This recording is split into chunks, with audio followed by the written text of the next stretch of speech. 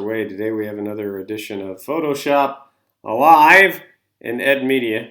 Today we are going to be discovering color, specifically color selection and color changing. And we are going to be doing that using this lovely flower photo and showing off how we can go about selecting the colors in this photo using our toolbar. Now, the first tool that we'll be using is the eyedropper tool that you can find right here. And what I'm going to do is I'm just going to click on a bright yellow color. Boom, I got it right there and it's reflected up here. Now what's neat about the eyedropper tool is that it's a neat and easy way to go about saving colors in your swatches and even in your library if you so desire, which you can keep and use on different computers if you happen to have a lot of different machines running. And once we've selected on that, I can go to this little plus sign and add the color swatch. I could write sunflower or something like that here. And I could also save it to my current library. All right, so that's the eyedropper tool. The next tool that I want you to be aware of is the brush tool. Now the brush tool is pretty cool because in this case we can use the brush tool to also copy colors within the photo.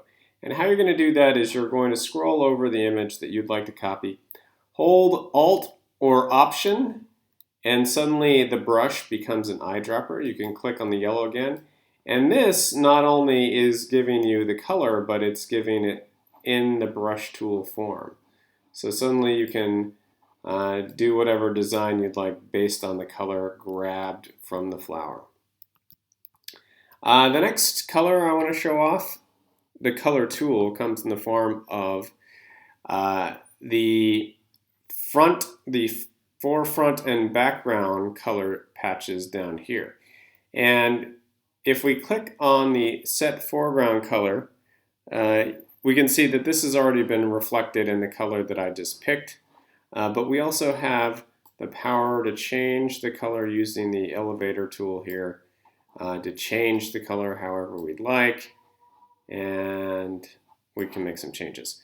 We can also click on the flower to get more precisely, again, just like we did before with the brush tool, to grab the color and reflect it in there. And then we can switch the brush. All right, so I'm going to undo this momentarily. Now what I'd like to do is to show off how to do some color changes. And this is pretty basic stuff. I'll be showing you two ways to go about showing you how to change color. First, with the help of Mr. Elon Musk. Now, the first color change tool I'm going to show you is over here in the brush tool. If you scroll down to color replacement tool. This isn't a very common tool, but it is a very powerful, easy, although destructive tool in the sense that you are creating changes to the document. Okay, so I've selected the color replacement tool, and what I'm going to do is I'm going to change the color of his suit. And let's pop it up to red. Let's see how that looks. Okay, so my brush, as you can see here, is kind of a circle. And if I press the bracket key, I can make it bigger. This is going to be focused on the cross in the middle of it. So if I draw over here, it will color wherever the cross is. So I'm going to start right here, which will cover the blue.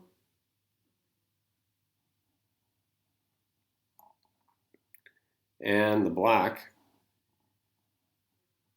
So this is doing a decent job, and the reason why it's kind of decent is because the color is pretty uniform. We could zoom in a little bit more to get it better. But yeah, that is definitely red. It's not great though because the saturation is so high and the brightness is so high.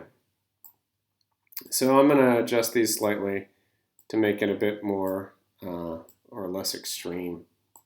And then I'm going to paint over it a bit more. That's too black. Okay, so these are three levels that I want you to be familiar with. The H stands for hue. And what hue is it's basically just the color of the rainbow as we know it. So this is kind of like red that we're doing. The S refers to saturation, which is a measure of the intensity of the color. So that looks a bit better. We can touch it up a bit. The last letter is B for brightness. And yeah, that's referring to the amount of light. So I could continue to tweak with this. I think it's too dark.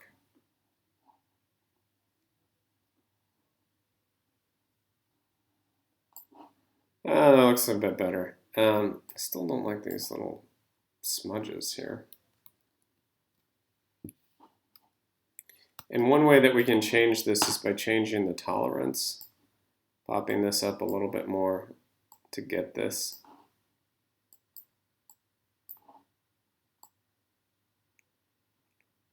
So these colors are just too bright.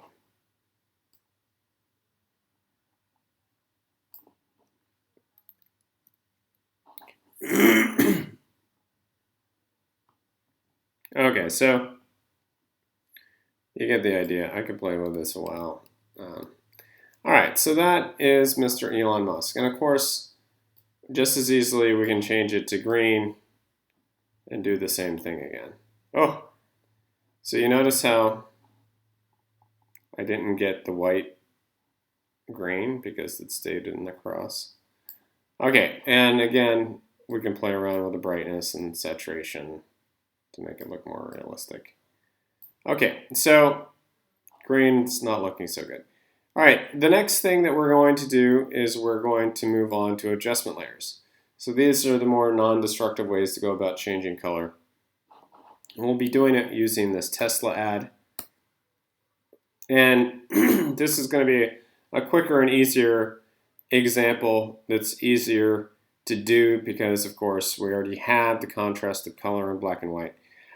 So what you're going to do, quite simply, is you're going to go over here to the adjustment layers, and we're going to click this little circle, and we're going to go to the hue and saturation. All right, and for this, I'm just going to drag it out here so you can see more of what's happening here. Okay, so we have the default settings, which, and then we have the colors.